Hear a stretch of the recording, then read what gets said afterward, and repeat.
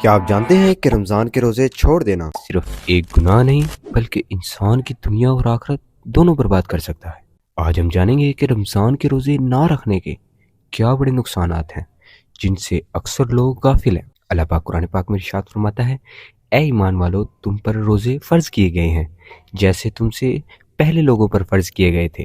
رمضان کے روزے اسلام کے 5 ارکان میں سے ایک رکن ہے، اس لیے جان بوجھ کر روزہ نہ رکھنا بہت بڑا گناہ ہے۔ رمضان اللہ کی خاص رحمت کا مہینہ ہے۔ جو شخص بلا عذر روزہ چھوڑ دیتا ہے وہ اللہ کی رحمت سے دور ہو جاتا ہے۔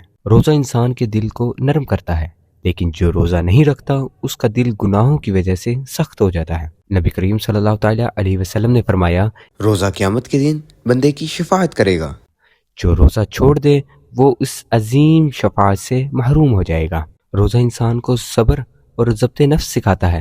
جو روزہ نہیں رکھتا وہ خواہشات کا غلام بن جاتا ہے۔ جب پوری امت روزہ رکھ رہی ہو اور آپ نہ رکھیں تو دل میں امت کا احساس کم ہو جاتا ہے۔ نبی کریم صلی اللہ تعالیٰ علیہ وسلم نے فرمایا، جس نے بغیر عذر کے رمضان کا ایک روزہ چھوڑ دیا، اس ساری زندگی کے روزے بھی رکھ لے تو اس کی تلافی نہیں ہو سکتی۔